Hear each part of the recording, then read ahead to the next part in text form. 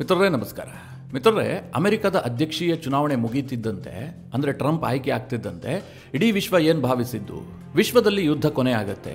ಅದು Russia Ukraine ಯುದ್ಧ ಆಗಿರಬಹುದು, ಇಸ್ರೇಲ್ ಹಮಾಸ್ ಯುದ್ಧ ಆಗಿರಬಹುದು, ಅಥವಾ ಇರಾನ್ ಮತ್ತು ಇಸ್ರೇಲ್ ನಡುವೆ ಏನು ಸಂಘರ್ಷದ ವಾತಾವರಣ ಇತ್ತು, ಇದೆಲ್ಲವೂ ಕೊನೆ ಆಗತ್ತೆ, ವಿಶ್ವದಲ್ಲಿ ಶಾಂತಿ ಸ್ಥಾಪನೆ ಆಗತ್ತೆ ಅಂತ. ಆದರೆ ಮಿತ್ರರೇ, ಈ ಅಮೆರಿಕದಲ್ಲಿ ಈಗಿರುವ ಅಧ್ಯಕ್ಷ ಜೋ ಬೈಡನ್ ಏನಿದ್ದಾರೆ, ಇವರು ಅತ್ಯಂತ ಯುದ್ಧೋತ್ಸಾಹಿ. ನನಗನ್ಸುತ್ತೆ ಅಮೆರಿಕದ ಅಧ್ಯಕ್ಷರುಗಳನ್ನ ಪಟ್ಟಿ ಮಾಡಿದ್ರೆ ಅತ್ಯಂತ ಹೆಚ್ಚು ಯುದ್ಧೋತ್ಸಾಹಿ ಯಾರು ಕೇಳಿದ್ರೆ ಬೈಡನ್ ಅಂತ ಅನ್ಸುತ್ತೆ. ಮೇಲ್ನೋಟಕ್ಕೆ ನೋಡಿದ್ರೆ ಏನನ್ಸುತ್ತೆ, ಬೈಡನ್ ಎಲ್ಲೂ ಕೂಡ ನೇರವಾಗಿ ಯುದ್ಧವನ್ನೇ ಮಾಡಿಲ್ಲ. ಬೈಡನ್ ಕಾಲದಲ್ಲಿ ಎಲ್ರಿ ಅಮೆರಿಕ ಯುದ್ಧದಲ್ಲಿ ಭಾಗಿಯಾಗಿತ್ತು, ಹೀಗೆಲ್ಲ ಪ್ರಶ್ನೆಗಳು ಉದ್ಭವಿಸುತ್ತೆ. ಆದರೆ ಎಲ್ಲಾ ಯುದ್ಧಗಳಿಗೂ ಮೂಲ ಕಾರಣವೇ ಬೈಡನ್ ಅನ್ನೋದನ್ನು ಮಾತ್ರ ಮರಿಬಾರದು. ಇನ್ನು ಬೈಡನ್ ಅಧಿಕಾರಾವಧಿ ಇರುವಂಥದ್ದು ಕೇವಲ 1 ತಿಂಗಳು 20 ದಿನ ಮಾತ್ರ. ಈ 1 ತಿಂಗಳು 20 ದಿನದ ಅವಧಿಯಲ್ಲಿ ಒಂದು ದೊಡ್ಡ ಯುದ್ಧಕ್ಕೆ ಬೈಡನ್ ಕೈ ಹಾಕಿದ್ದಾರೆ. ಒಂದು ದೇಶದ ಅಧ್ಯಕ್ಷನನ್ನ ಕೊನೆಗಾಣಿಸಬೇಕು, ಆ ದೇಶವನ್ನ ಗಬ್ಬೆಬ್ಬಿಸಬೇಕು ಅಂತ ಹೇಳಿ ಬೈಡನ್ ಹೊರಟಿದ್ದಾರೆ. ಇಸ್ರೇಲ್ ಮತ್ತು ಇರಾನ್ ನಡುವೆ ಯುದ್ಧದ ಭೀತಿ ಇತ್ತು, ಉಕ್ರೇನ್ ಮತ್ತು ರಷ್ಯಾದ ನಡುವೆ ಯುದ್ಧ ಇನ್ನಷ್ಟು ತೀವ್ರಗೊಳ್ಳುವ ಆತಂಕ ಇತ್ತು ಬೈಡನ್ ಅವಧಿಯಲ್ಲಿ. ಈಗ ಇದೆರಡರ ಮಧ್ಯೆ ಮತ್ತೊಂದು ಹೊಸ ದೇಶದಲ್ಲಿ ಯುದ್ಧ ಆರಂಭವಾಗಿದೆ. ಆ ದೇಶ ಸ್ವಲ್ಪ ಶಾಂತಿಯುತವಾಗಿತ್ತು, ಈಗ ಅಲ್ಲಿ ಯುದ್ಧ ಆರಂಭಿಸೋದಕ್ಕೆ ಬೈಡನ್ ನಿರ್ಧಾರ ಮಾಡದಂತೆ ಕಂಡು ಬರ್ತಾ ಇದೆ. ರಷ್ಯಾ ಆ ದೇಶದ ಪ್ರಮುಖ ನಗರದ ಮೇಲೆ ಬಾಂಬ್ಗಳ ಸುರಿಮಳೆಯನ್ನ ಗೈತಾ ಇದೆ. ಒಂದು ದೊಡ್ಡದಾದಂತಹ ವಿಚಾರ, ಈ ಬೈಡನ್ರ ಈ ತೀರ್ಮಾನದಿಂದಾಗಿ ಇಸ್ಲಾಮಿಕ್ ವರ್ಲ್ಡ್ ನಲ್ಲೂ ಕೂಡ ಆತಂಕ ಸೃಷ್ಟಿಯಾಗಿದೆ. ಯಾಕೆ ಅಂತಂದ್ರೆ ಟರ್ಕಿ ಇಷ್ಟು ದಿನ ಇಡೀ ಇಸ್ಲಾಮಿಕ್ ವರ್ಲ್ಡ್ ನ ನಾಯಕನಾಗಬೇಕು ಅಂತ ಹೊರಟಿತ್ತು. ಇಸ್ಲಾಂ ದೇಶಗಳಿಗೆ ಏನೇ ತೊಂದರೆ ಆದರೂ ಕೂಡ ಟರ್ಕಿ ಅದರ ವಿರುದ್ಧ ಧ್ವನಿ ಎತ್ತುತ್ತಾ ಇತ್ತು. ಆದ್ರೆ ಈಗ ಇಸ್ಲಾಮಿಕ್ ದೇಶದ ಇಂಟ್ರೆಸ್ಟ್ಗೆ ವಿರುದ್ಧವಾಗಿ ಒಬ್ಬ ಇಸ್ಲಾಮಿಕ್ ರಾಷ್ಟ್ರದ ಅಧ್ಯಕ್ಷನನ್ನೇ ಕೊನೆಗಾಣಿಸೋದಕ್ಕೆ ಟರ್ಕಿ ಹೊರಟಿದೆ, ಅಮೆರಿಕದ ಜೊತೆಗೆ ಕೈ ಜೋಡಿಸಿದೆ. ಇದಕ್ಕಿಂತಲೂ ಇಂಟ್ರೆಸ್ಟಿಂಗ್ ವಿಚಾರ ಏನು ಕೇಳಿದ್ರೆ, ಇಸ್ರೇಲ್ ಜೊತೆಗೂ ಕೂಡ ಟರ್ಕಿ ಪರೋಕ್ಷವಾಗಿ ಕೈ ಜೋಡಿಸಿದೆ. ಮಿತ್ರರೇ, ಬಹಳ ಇಂಟ್ರೆಸ್ಟಿಂಗ್ ವಿಚಾರ. ಯಾವ ದೇಶದ ಮೇಲೆ ಬೈಡನ್ ಇಂಟ್ರೆಸ್ಟ್ ಹೊಂದಿರುವಂತದ್ದು, ಎಲ್ಲಿ ಯುದ್ಧ ಶುರು ಆಗ್ತಾ ಇದೆ, ಇದರ ಪರಿಣಾಮ ಏನಾಗಬಹುದು, ಎಲ್ಲವುದನ್ನ ಈ ವಿಡಿಯೋದಲ್ಲಿ ನಿಮಗೆ ಡೀಟೇಲ್ ಆಗಿ ತಿಳಿಸ್ಕೊಡ್ತೀನಿ. ನೀವು ಈ ವಿಡಿಯೋನ ಕೊನೆವರೆಗೂ ಮಿಸ್ ಮಾಡದೆ ನೋಡಿ. ಮಿತ್ರರೇ, ನಾನು ಇಷ್ಟೊತ್ತು ಹೇಳಿದ್ದು ಸಿರಿಯಾ ಬಗ್ಗೆ. ಸಿರಿಯಾ ಬಗ್ಗೆ ಬಹುತೇಕರಿಗೆ ಗೊತ್ತು, ಯಾಕಂದ್ರೆ ಇಡೀ ವಿಶ್ವದಲ್ಲಿರುವಂತಹ ನರಕ ಅಂತಂದ್ರೆ ಅದು ಸಿರಿಯಾ. ನಾವೀಗ ಗಾಜಾವನ್ನ ಹೇಳ್ತಾ ಇದ್ದೀವಿ. ಗಾಜಾದ ಪರಿಸ್ಥಿತಿ ಸಿರಿಯಾದಲ್ಲಿ ಬಂದು ಹಲವು ವರ್ಷಗಳೇ ಕಳೆದು ಹೋಗಿದೆ. ನೋಡೋದಕ್ಕೆ ಸಿರಿಯಾ ದೊಡ್ಡದಾಗಿ ಕಾಣುತ್ತೆ, ಆದ್ರೆ ಅಲ್ಲಿರುವಂತಹ ರಾದ್ಧಾಂತ ಅವಾಂತರಗಳನ್ನು ನೋಡಿದ್ರೆ, ಅಲ್ಲಿ ಜನರ ಬದುಕನ್ನು ನೋಡಿದ್ರೆ ನಿಮಗೆ ಕಣ್ಣಲ್ಲಿ ನೀರು ಬರುತ್ತೆ. ಆ ಪರಿಸ್ಥಿತಿಗೆ ಸಿರಿಯಾ ಹೋಗಿದೆ. ಯಾಕೆ ಕೇಳಿದ್ರೆ, ಸಿರಿಯಾದಲ್ಲಿ ಯಾವುದೋ ಒಂದು ಗುಂಪು ಯುದ್ಧ ಮಾಡ್ತಾ ಇಲ್ಲ, ಅಥವಾ ಯಾವುದೋ ಒಂದು ಭಾಗದಲ್ಲಿ ಯುದ್ಧ ಆಗ್ತಾ ಇಲ್ಲ. ಇಡೀ ಸಿರಿಯಾವೇ ಯುದ್ಧ ಭೂಮಿಯಾಗಿ ಪರಿವರ್ತನೆಯಾಗಿದೆ. ಸಿರಿಯಾವನ್ನ ಆಳ್ತಾ ಇರುವಂತಹದ್ದು ಬಶರ್ ಅಲ್ ಅಸದ್, ಒಬ್ಬ ಸರ್ವಾಧಿಕಾರಿ. ಈತ ಹಿಜ್ಬುಲ್ಲಾವನ್ನ ಬೆಂಬಲಿಸ್ತಾನೆ, ಹಮಾಸ್ ಅನ್ನ ಬೆಂಬಲಿಸ್ತಾನೆ, ಇರಾನ್, ಹೌತಿ ಇವರೆಲ್ಲರನ್ನೂ ಕೂಡ ಈತ ಬೆಂಬಲಿಸ್ತಾನೆ. ಅತ್ಯಂತ ಮುಖ್ಯವಾಗಿ ರಷ್ಯಾದ ಪರಮಾಪ್ತ ಈತ. ರಷ್ಯಾ ಏನ್ ಹೇಳುತ್ತೋ ಅದನ್ನ ಸಿರಿಯಾದ ಅಧ್ಯಕ್ಷ ಚಾಚು ತಪ್ಪದೆ ಪಾಲಿಸ್ತಾನೆ. ಪುತಿನ್ಗೆ ಅತ್ಯಂತ ಪರಮಾಪ್ತನಾದಂತಹ ನಾಯಕ. ಪುತಿನ್ ಏನ್ ಬಯಸ್ತಾರೆ, ಸಿರಿಯಾದಲ್ಲಿ ಬಶರ್ ಅಲ್ ಅಸದ್ ನ ಸರ್ಕಾರವೇ ಇರಬೇಕು ಅಂತ ಪುತಿನ್ ಬಯಸ್ತಾರೆ. ಈ ಬಶರ್ ಅಲ್ ಅಸದ್ ನನ್ನ ಉಳಿಸೋದಕ್ಕೆ ರಷ್ಯಾ ಎಂತಹ ರಿಸ್ಕ್ ಅನ್ನ ಬೇಕಾದ್ರೂ ತೆಗೆದುಕೊಳ್ಳುತ್ತೆ. ಆ ರೀತಿಯಾದಂತಹ ಒಂದು ಸಂಬಂಧ ಇದೆ. ಈ ಸಿರಿಯಾ ಯಾಕೆ ಯುದ್ಧ ಭೂಮಿ ಆಗಿದೆ ಅಂತಂದ್ರೆ, ಸಿರಿಯಾದಲ್ಲಿರುವಂತಹ ಅಧ್ಯಕ್ಷ ಏನಿದ್ದಾನೆ ಬಶರ್ ಅಲ್ ಅಸದ್, ಈತ ಒಬ್ಬ ಸರ್ವಾಧಿಕಾರಿ.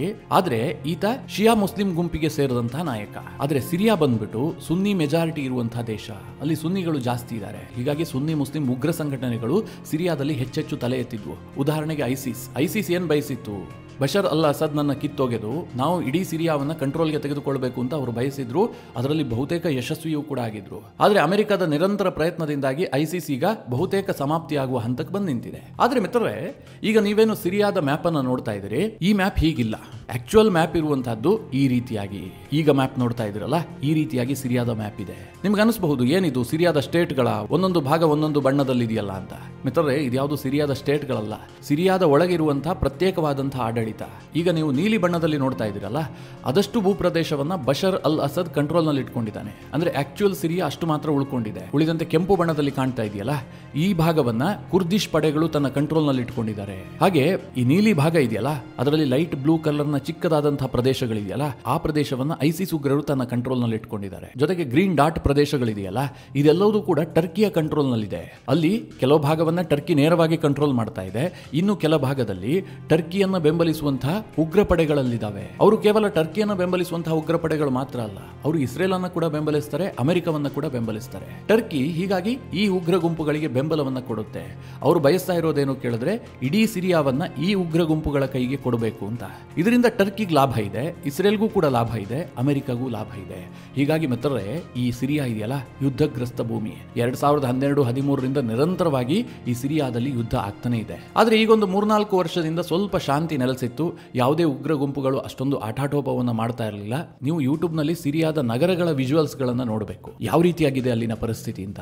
ಒಂದೇ ಒಂದು ಕಟ್ಟಡವೂ ಕೂಡ ಡ್ಯಾಮೇಜ್ ಆಗದಂತಹ ಕಟ್ಟಡಗಳಿಲ್ಲ. ಯಾಕೆಂದ್ರೆ ಐಸಿಸ್ ಉಗ್ರರು ಆ ರೀತಿಯಾಗಿ ಆಟಾಟೋಪ ಮಾಡಿದ್ರು. ಕೇವಲ ಐಸಿಸ್ ಉಗ್ರರು ಮಾತ್ರ ಅಲ್ಲ, ಬೇರೆ ಬೇರೆ ಉಗ್ರ ಗುಂಪುಗಳು. ಈಗ ನಾನೇನು ನಿಮಗೆ ಮ್ಯಾಪ್ ತೋರಿಸಿದ್ನಲ್ಲ, ಅಲ್ಲಿ ಬೇರೆ ಬೇರೆ ಬಣ್ಣದ ಪ್ರದೇಶಗಳಿದ್ವಲ್ಲ, ಅದೆಲ್ಲದನ್ನು ಒಂದೊಂದು ಉಗ್ರ ಗುಂಪುಗಳು ಕಂಟ್ರೋಲ್ ಮಾಡ್ತವೆ. ಆ ಎಲ್ಲ ಉಗ್ರ ಗುಂಪುಗಳು ಈ ಬಶರ್ ಅಲ್ ಅಸದ್ ವಿರುದ್ಧ ನಿರಂತರವಾಗಿ ಹೋರಾಟ ಮಾಡಿದ್ರು. ಶಸ್ತ್ರಸಜ್ಜಿತ ಹೋರಾಟದಿಂದಾಗಿ ಸಿರಿಯಾದ ಬಹುತೇಕ ಭೂಭಾಗ ಹಾನಿಗೊಳಗಾಗಿದೆ, ಬಹುತೇಕ ನಗರಗಳು ಡ್ಯಾಮೇಜ್ ಆಗಿ ಹೋಗ್ಬಿಟ್ಟಿದೆ. ಆದ್ರೆ ಒಂದು 3-4 ವರ್ಷದಿಂದ ಸ್ವಲ್ಪ ಶಾಂತಿ ನೆಲೆಸಿತ್ತು. ಯಾವಾಗ ಐಸಿಸ್ ಉಗ್ರರ ಆಟಾಟೋಪ ಜಾಸ್ತಿ ಆಯಿತು, ಸಿರಿಯಾದಿಂದ ಬಹುತೇಕ ಜನರು ವಲಸೆ ಹೋಗ್ಬಿಟ್ಟಿದ್ರು. ಕೋಟ್ಯಾಂತರ ಮಂದಿ ಬೇರೆ ಬೇರೆ ದೇಶಗಳಿಗೆ ವಲಸೆ ಹೋಗಿದ್ರು. ಅದರಲ್ಲಿ ಕೆಲವರು ವಾಪಸ್ ಬಂದು ನೆಲೆಸೋದಕ್ಕೆ ಶುರು ಮಾಡಿದ್ರು. ನಮ್ಮ ದೇಶ ಸ್ವಲ್ಪ ಸುರಕ್ಷಿತವಾಯಿತು, ನಾವೀಗ ನೆಮ್ಮದಿಯಾಗಿ ವಾಸ ಮಾಡಬಹುದು ಅಂತ. ಆದ್ರೆ ಮತ್ತೆ ಈಗ ಅಮೆರಿಕ ಕೀಲಿ ಕೊಡುವಂತಹ ಕೆಲಸ ಮಾಡಿದೆ. ನಿಮಗೆ ಸ್ವಲ್ಪ ಕನ್ಫ್ಯೂಷನ್ ಆಗ್ತಾ ಇರಬಹುದು. ಇಲ್ಲಿ ಅಮೆರಿಕವನ್ನ ಬೆಂಬಲಿಸುವಂತಹ ಉಗ್ರ ಗುಂಪುಗಳಿದಾವಲ್ಲ, ಇವರು ಈ ಬಶರ್ ಅಲ್ ಅಸದ್ ಅನ್ನ ಕಿತ್ತೊಗಿಬೇಕು ಅಂತ ಹೇಳಿ ಈಗ ಮತ್ತೆ ಹೋರಾಟವನ್ನ ಆರಂಭಿಸಿದ್ದಾರೆ. ಅಲ್ಲಿ ಶಸ್ತ್ರಸಜ್ಜಿತ ಹೋರಾಟ ಆಗ್ತಾ ಇದೆ. ಈ ಸಿರಿಯಾದಲ್ಲಿ ಅಲೆಪ್ಪೋ ಅನ್ನುವಂತಹ ನಗರ ಇದೆ. ತುಂಬಾ ಪುರಾತನವಾದಂತಹ ನಗರ, ತುಂಬಾ ಪ್ರಮುಖವಾದಂತಹ ನಗರವೂ ಕೂಡ ಹೌದು. ಈ ಅಲೆಪ್ಪೋ ಈ ಹಿಂದೆ ಐಸಿಸ್ ಉಗ್ರರ ಕಂಟ್ರೋಲ್ ನಲ್ಲಿ ಇತ್ತು. ಆದ್ರೆ ನಂತರ ಇದು ಬಶರ್ ಅಲ್ ಅಸದ್ ನ ಕೈಗೆ ಬಂದುಬಿಟ್ಟಿತ್ತು. ಈಗ ಈ ಅಲೆಪ್ಪೋ ನಗರದ ಮೇಲೆ ಈ ಟರ್ಕಿ ಬೆಂಬಲಿತ ಉಗ್ರ ಗುಂಪುಗಳು, ಕೇವಲ ಟರ್ಕಿ ಮಾತ್ರ ಅಲ್ಲ, ಇಸ್ರೇಲ್ ಬೆಂಬಲಿತ ಉಗ್ರ ಗುಂಪುಗಳು ಕೂಡ ದಾಳಿಯನ್ನ ಮಾಡಿದಾವೆ. ಆ ಅಲೆಪ್ಪೋ ನಗರವನ್ನ ಕಂಟ್ರೋಲ್ಗೆ ತೆಗೆದುಕೊಂಡಿದ್ದಾವೆ. ಇದು ಯಾರ ಕುತಂತ್ರ ಕೇಳಿದ್ರೆ ಬೈಡನ್ ನ ಕುತಂತ್ರ. ಬೈಡನ್ ಸಪೋರ್ಟ್ ಮಾಡಿದ ಕಾರಣದಿಂದಾಗಿ ಈ ಉಗ್ರ ಗುಂಪುಗಳು ಈಗ ಆಕ್ಟಿವ್ ಆಗಿರುವಂತಹದ್ದು, ಆ ಇಡೀ ಅಲೆಪ್ಪೋ ನಗರವನ್ನು ವಶಕ್ಕೆ ಪಡೆದಿರುವಂತಹದ್ದು. ಯಾವಾಗ ಅಲೆಪ್ಪೋ ನಗರವನ್ನ ಯುಎಸ್, ಟರ್ಕಿ, ಇಸ್ರೇಲ್ ಬೆಂಬಲಿತ ಮಿಲಿಟೆಂಟ್ ಗ್ರೂಪ್ಗಳು ವಶಕ್ಕೆ ಪಡೆದ್ವು, ತಕ್ಷಣ ರಷ್ಯಾ ಆಕ್ಟಿವ್ ಆಯಿತು. ರಷ್ಯಾದ ಪಡೆಗಳು ಅಲ್ಲಿ ನಿರಂತರವಾಗಿ ದಾಳಿ ಮಾಡೋದಕ್ಕೆ ಶುರು ಮಾಡಿದ್ವು. ನಿಮ್ಗೆ ಅನಿಸಬಹುದು ರಷ್ಯಾ ಹೇಗೆ ಅಲ್ಲಿ ದಾಳಿ ಮಾಡುತ್ತೆ ಅಂತ. ಈ ಬಶರ್ ಅಲ್ ಅಸದ್ ಇದಾನಲ್ಲ, ಈತ ಈ ಮೆಡಿಟರೇನಿಯನ್ ಸೀಗೆ ಹೊಂದಿಕೊಂಡಿರುವಂತಹ ಹಲವು ಭೂಭಾಗವನ್ನ ರಷ್ಯಾಗೆ ಬಿಟ್ಟುಕೊಟ್ಟಿದ್ದಾನೆ. ಭೂಭಾಗ ಅಂತಂದ್ರೆ ದೊಡ್ಡ ದೊಡ್ಡ ಭೂಪ್ರದೇಶವನ್ನ ರಷ್ಯಾ ಆಳ್ಲಿ ಅಂತ ಬಿಟ್ಟುಕೊಟ್ಟಿದ್ದಲ್ಲ, ಬದಲಾಗಿ ಅಲ್ಲಿ ರಷ್ಯಾದ ಮಿಲಿಟರಿ ಬೇಸ್ ಗಳನ್ನ ಸ್ಥಾಪಿಸೋದಕ್ಕೆ ಅವಕಾಶ ಕೊಟ್ಟಿದ್ದಾನೆ. ರಷ್ಯಾದ ಸಾಕಷ್ಟು ಮಿಲಿಟರಿ ಬೇಸ್ಗಳು ಸಿರಿಯಾದಲ್ಲಿದೆ. ಈ ಮಿಲಿಟರಿ ಬೇಸ್ಗಳಿಂದ ರಷ್ಯಾ ಈಗ ದಾಳಿ ಆರಂಭಿಸಿರುವಂತಹದ್ದು. ಅಲೆಪ್ಪೋದ ಮೇಲೆ ಬ್ಲೈಂಡ್ ಆಗಿ ದಾಳಿ ಮಾಡ್ತಾ ಇದ್ದಾರೆ. ಇಲ್ಲಿ ಉಗ್ರ ಗುಂಪುಗಳು ಎಂಟ್ರಿ ಆಗಿದಾವೆ, ಹಾಗೆಲ್ಲ ದಾಳಿ ಮಾಡ್ತಾ ಇಲ್ಲ.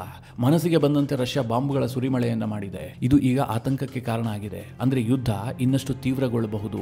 ಈಗ ಟರ್ಕಿ ಕೂಡ ಸಪೋರ್ಟ್ ಮಾಡ್ತಾ ಇದೆ, ಇಸ್ರೇಲ್ ಕೂಡ ಸಪೋರ್ಟ್ ಮಾಡ್ತಾ ಇದೆ, ಯುಎಸ್ ಹಿಂದ್ಗಡೆ ನಿಂತ್ಕೊಂಡಿದೆ. ಇಂತಹ ಸಂದರ್ಭದಲ್ಲಿ ರಷ್ಯಾ ಬಾಂಬಿಂಗ್ ಆರಂಭಿಸಿರುವಂತಹದ್ದು ಬಹಳ ಆತಂಕಕ್ಕೆ ಕಾರಣ ಆಗಿದೆ. ಮಿತ್ರರೇ, ಟರ್ಕಿ ಯಾಕೋಸ್ಕರವಾಗಿ ಇಲ್ಲಿ ಸಪೋರ್ಟ್ ಮಾಡ್ತಾ ಇದೆ? ಇಸ್ಲಾಮಿಕ್ ದೇಶದ ಒಬ್ಬ ನಾಯಕನನ್ನ ಕೆಳಗಿಳಿಸೋದಕ್ಕೆ ಟರ್ಕಿ ಯಾಕೆ ಇಂಟ್ರೆಸ್ಟ್ ಹೊಂದಿದೆ ಕೇಳಿದ್ರೆ, ಮಿತ್ರರೇ, ಈಗ ಹಮಾಸ್ ಮತ್ತು ಇಸ್ರೇಲ್ ನಡುವೆ ಯುದ್ಧ ನಡೆಯುತ್ತೆ. ಹಮಾಸ್ ಗಾಜಾದಲ್ಲಿದೆ. ಆ ಗಾಜಾಗೂ ಟರ್ಕಿಗೂ ಏನು ಸಂಬಂಧ ಇಲ್ಲ. ಅಂತಹ ಸಂದರ್ಭದಲ್ಲಿ ಟರ್ಕಿ ಗಾಜಾವನ್ನ ಬೆಂಬಲಿಸುತ್ತೆ, ಹಮಾಸ್ ಅನ್ನ ಬೆಂಬಲಿಸುತ್ತೆ. ಆದ್ರೆ ಸಿರಿಯಾ ಇರುವಂತಹದ್ದು ಟರ್ಕಿಯ ಪಕ್ಕದಲ್ಲೇ. ಸಿರಿಯಾದಲ್ಲಿ ಬಶರ್ ಅಲ್ ಅಸದ್ ನ ಸರ್ಕಾರ ಕೊನೆಗೊಂಡ್ರೆ ಟರ್ಕಿ ಇನ್ನಷ್ಟು ವಿಸ್ತಾರ ಮಾಡಿಕೊಳ್ಳಬಹುದು. ತನ್ನ ಗಡಿಯನ್ನ ಸಿರಿಯಾದೊಳಗೂ ಕೂಡ ವಿಸ್ತರಿಸಬಹುದು. ಇದು ಟರ್ಕಿಯ ಉದ್ದೇಶ. ಜೊತೆಗೆ ಈ ಕುರ್ದಿಶ್ ಪಡೆಗಳಿದಾರಲ್ಲ, ಇವರು ಟರ್ಕಿಗೂ ಕೂಡ ಆತಂಕ ತರ್ತಾ ಇದ್ದಾರೆ. ಹೀಗಾಗಿ ಈ ಬಶರ್ ಅಲ್ ಅಸದ್ ನನ್ನು ಕೂಡ ಕೊನೆಗೊಳಿಸಿ ಈ ಕುರ್ದಿಶ್ ಗಳನ್ನು ಕೊನೆಗೊಳಿಸಿದ್ರೆ ನಮಗೆ ಲಾಭ ಆಗುತ್ತೆ ಅಂತ ಈ ಎರ್ದ್ವಾನ್ಗೆ ಅನಿಸ್ತಾ ಇದೆ. ಇದೇ ಕಾರಣದಿಂದ ಎರ್ದ್ವಾನ್ ಇಲ್ಲಿ ಅಮೆರಿಕ ಜೊತೆಗೆ ಕೈ ಜೋಡಿಸಿದ್ದಾನೆ. ಜೊತೆಗೆ ಇಸ್ರೇಲ್ಗೂ ಕೂಡ ಪರೋಕ್ಷವಾಗಿ ಸಪೋರ್ಟ್ ಮಾಡ್ತಾ ಇದ್ದಾನೆ. ಒಂದು ಹಂತದಲ್ಲಿ ಇಸ್ರೇಲ್ ಮತ್ತು ಟರ್ಕಿ ಬದ್ಧ ವೈರಿ ದೇಶಗಳು, ಆದ್ರೆ ಸಿರಿಯಾದ ವಿಚಾರದಲ್ಲಿ ಮಾತ್ರ ಇವರು ಮಿತ್ರರು. ಇಂತಹ ಒಂದು ಜಿಯೋ ಪೊಲಿಟಿಕಲ್ ಗೇಮ್ ನಡೀತಾ ಇದೆ ಅಲ್ಲಿ. ನಿಮಗೆ ಈಗ ಒಂದು ಪ್ರಶ್ನೆ ಬಂದಿರಬಹುದು, ಬೈಡನ್ಗೆ ಇನ್ನೇನು ಕಾಲಾವಕಾಶ ಇಲ್ಲ, 1 ತಿಂಗಳು 20 ದಿನ ಅಧಿಕಾರದಲ್ಲಿದ್ರೆ ಹೆಚ್ಚು, ಇಂತಹ ಪರಿಸ್ಥಿತಿಯಲ್ಲಿ ಯುದ್ಧ ಮಾಡೋದಕ್ಕೆ ಸಾಧ್ಯವಾ ಅಂತ. ನನಗನ್ಸುತ್ತೆ ಬೈಡನ್ ಒಂದು ದೊಡ್ಡ ರಿಸ್ಕ್ಗೆ ಕೈ ಹಾಕಿದ್ದಾರೆ. ಅವರ ಉದ್ದೇಶ ಬಹಳ ಸ್ಪಷ್ಟವಾಗಿದೆ. ಯಾಕೆಂದ್ರೆ ಟ್ರಂಪ್ ಬಂದ ಮೇಲೆ ಇದೆಲ್ಲವೂ ನೆನೆಗುದ್ದಿಗೆ ಬಿದ್ದು ಹೋಗುತ್ತೆ. ಟ್ರಂಪ್ರ ವಿಚಾರಗಳೇ ಬೇರೆಯಾಗಿದೆ. ಹೀಗಾಗಿ ನಾನಿರುವಂತಹ ಸಂದರ್ಭದಲ್ಲೇ ಒಂದು ದೊಡ್ಡ ಗೆಲುವನ್ನು ಕಾಣಬೇಕು ಅಂತ ಹೇಳಿ ಬೈಡನ್ ಈ ಕೆಲಸಕ್ಕೆ ಕೈ ಹಾಕಿರುವಂತಹದ್ದು. ಬಶರ್ ಅಲ್ ಅಸದ್ ಒಂದು ವೇಳೆ ಅಧಿಕಾರದಿಂದ ಕೆಳಗಿಳಿದಿದ್ದೆ ಆದ್ರೆ, ಅಥವಾ ಆತನನ್ನು ಹತ್ಯೆ ಮಾಡುವಲ್ಲಿ ಈ ಮಿಲಿಟೆಂಟ್ ಗ್ರೂಪ್ಗಳು ಯಶಸ್ವಿಯಾಗಿದ್ದೆ ಆದ್ರೆ, ಅದು ಅಮೆರಿಕಾಗೆ ಬಹುದೊಡ್ಡ ಜಯ. ಅಮೆರಿಕಾಗೆ ಜಯ ಅನ್ನೋದಕ್ಕಿಂತ ಬೈಡನ್ಗೆ ಬಹುದೊಡ್ಡ ಜಯ. ಹಾಗಾದ್ರೆ ನಿಮಗೆ ಇನ್ನೊಂದು ಪ್ರಶ್ನೆ ಬರಬಹುದು, ಟ್ರಂಪ್ ಅವರ ಸಿರಿಯಾ ಪಾಲಿಸಿ ಏನಿದೆ ಅಂತ. ಮಿತ್ರರೇ, ಟ್ರಂಪ್ ಸಿರಿಯಾ ಬಗ್ಗೆ ಯಾವುದೇ ಆಸಕ್ತಿಯನ್ನು ಹೊಂದಿಲ್ಲ. ಈ ಹಿಂದೆ ಅವರೊಂದು ಸ್ಟೇಟ್ಮೆಂಟ್ ಕೊಟ್ಟಿದ್ರು, ಸಿರಿಯಾದಲ್ಲಿ ನಮ್ಮದೇನಿದೆ ಹಿತಾಸಕ್ತಿ, ಸಿರಿಯಾ ಒಂದು ಮರಳುಗಾಡು ಜೊತೆಗೆ ಸಾವು, ಇದೆರಡನ್ನ ಬಿಟ್ರೆ ಸಿರಿಯಾದಲ್ಲಿ ಏನೂ ಇಲ್ಲ. ಹೀಗಾಗಿ ಅಮೆರಿಕ ಅಲ್ಲಿ ಯಾಕೆ ಇನ್ವೆಸ್ಟ್ ಮಾಡಬೇಕು ಅಂತ ಟ್ರಂಪ್ ಕೇಳಿದ್ರು. ಇನ್ವೆಸ್ಟ್ ಮಾಡಬೇಕು ಅಂತಂದ್ರೆ ಅಲ್ಲಿ ಉದ್ಯಮಕ್ಕೆ ಹೂಡಿಕೆ ಮಾಡಬೇಕು ಅಂತಲ್ಲ, ಬದಲಾಗಿ ಅಲ್ಲಿ ನಾವು ಮಿಲಿಟರಿ ಶಕ್ತಿಯನ್ನು ಯಾಕೆ ವೆಚ್ಚ ಮಾಡಬೇಕು, ನಮ್ಮ ಹಣವನ್ನು ಅಲ್ಲಿ ಯಾಕೆ ಖರ್ಚು ಮಾಡಬೇಕು ಅಂತ ಟ್ರಂಪ್ ಅವರ ಪ್ರಶ್ನೆ. ಅದು ರೇಗಿಸ್ತಾನ ಅಂದ್ರೆ ಮರಳುಗಾಡು, ನಿರಂತರವಾಗಿ ಅಲ್ಲಿ ಸಾಯ್ತಾ ಇರುವ ಸುದ್ದಿಯನ್ನು ಬಿಟ್ಟರೆ ಬೇರೆ ಏನೂ ಇಲ್ಲ. ಹೀಗಾಗಿ ನಮಗೆ ಅದರಲ್ಲಿ ಇಂಟ್ರೆಸ್ಟ್ ಇಲ್ಲ ಅಂತ ಟ್ರಂಪ್ ಹೇಳಿದ್ರು. ಈ ಕಾರಣದಿಂದಾಗಿ ಒಂದು ವೇಳೆ ಟ್ರಂಪ್ ಅಧಿಕಾರ ವಹಿಸಿಕೊಂಡಿದ್ದೆ ಆದ್ರೆ ಬಶರ್ ಅಲ್ ಅಸದ್ ಸೇಫ್ ಆಗ್ತಾನೆ. ಈ ಬಶರ್ ಅಲ್ ಅಸದ್ಗೆ ಒಂದು ಕಡೆ ಇರಾನ್ ಸಪೋರ್ಟ್ ಮಾಡುತ್ತೆ, ಇನ್ನೊಂದು ಕಡೆ ರಷ್ಯಾ ಸಪೋರ್ಟ್ ಮಾಡುತ್ತೆ. ಇರಾನ್ ಯಾಕೆ ಸಪೋರ್ಟ್ ಮಾಡುತ್ತೆ ಕೇಳಿದ್ರೆ ಈತ ಶಿಯಾ ಮುಸ್ಲಿಂ ನಾಯಕ, ಹೀಗಾಗಿ ಇರಾನ್ ಈತನಿಗೆ ಸಪೋರ್ಟ್ ಮಾಡುತ್ತೆ. ರಷ್ಯಾ ಯಾಕೆ ಸಪೋರ್ಟ್ ಮಾಡುತ್ತೆ ಕೇಳಿದ್ರೆ ಇಲ್ಲಿ ಅಮೆರಿಕ ಅಮೆರಿಕದ ಕೈ ಮೇಲಾಗಬಾರದು. ಪಶ್ಚಿಮ ಏಷ್ಯಾದಲ್ಲಿ ಅಮೆರಿಕದ ಹಿಡಿತವನ್ನು ತಪ್ಪಿಸಬೇಕು ಅಂತ ರಷ್ಯಾ ಬಶರ್ ಅಲ್ ಅಸದ್ಗೆ ಸಪೋರ್ಟ್ ಮಾಡುತ್ತೆ. ಒಟ್ನಲ್ಲಿ ಈಗ ನಡೀತಿರುವಂತಹ ಬೆಳವಣಿಗೆ ಏನಿದೆ, ಸಿರಿಯಾದಲ್ಲಿ ಬಾಂಬಿಂಗ್ ಆರಂಭಿಸಿರುವಂತಹದ್ದು, ಅಲೆಪ್ಪೋ ನಗರವನ್ನ ಮಿಲಿಟೆಂಟ್ ಗ್ರೂಪ್ಗಳು ವಶಕ್ಕೆ ಪಡೆದಿರುವಂತಹದ್ದು, ಈ ಬಗ್ಗೆ ಸಾಕಷ್ಟು ಬೆಳವಣಿಗೆಗಳಾಗ್ತವೆ. ಈ ಡಿಸೆಂಬರ್ ತಿಂಗಳಿನಲ್ಲಿ ಸಿರಿಯಾದಲ್ಲಿ ದೊಡ್ಡ ಯುದ್ಧ ಆದರೂ ಕೂಡ ಆಶ್ಚರ್ಯ ಪಡಬೇಕಾಗಿಲ್ಲ. ಮಿತ್ರರೇ, ಮುಂದಾಗುವಂತಹ ಪ್ರತಿ ಡೆವಲಪ್ಮೆಂಟ್ನ ಬಗ್ಗೆ ನಿಮಗೆ ಡೀಟೇಲ್ ಆಗಿ ಮಾಹಿತಿ ನೀಡುವಂತಹ ಪ್ರಯತ್ನ ಮಾಡ್ತೀನಿ. ಈ ಬಗ್ಗೆ ನೀವೇನು ಹೇಳ್ತೀರಿ? ನಿಮ್ಮ ಅನಿಸಿಕೆ ಅಭಿಪ್ರಾಯವನ್ನು ಕಮೆಂಟ್ ಮಾಡುವ ಮೂಲಕ ನಮಗೆ ತಿಳಿಸಿ. ಹಾಗೆ ನಿಮಗೆ ಈ ವಿಡಿಯೋ ಇಷ್ಟವಾದರೆ ಲೈಕ್ ಮಾಡಿ. ಜೊತೆಗೆ ನೀವಿನ್ನೂ ನಿಮ್ಮ ನೆಚ್ಚಿನ ಸಂಸ್ಕಾರ ಸೌರಭ ಯೂಟ್ಯೂಬ್ ಚಾನಲ್ಗೆ ಸಬ್ಸ್ಕ್ರೈಬ್ ಮಾಡಿಲ್ಲ ಅಂತಾದರೆ ಈ ಕೂಡಲೇ ಸಬ್ಸ್ಕ್ರೈಬ್ ಮಾಡಿ. ಮುಂದಿನ ಎಲ್ಲ ಅಪ್ಡೇಟ್ಗಳ ನೋಟಿಫಿಕೇಷನ್ಗಾಗಿ ಬೆಲ್ ಐಕಾನ್ ಒತ್ತಿ.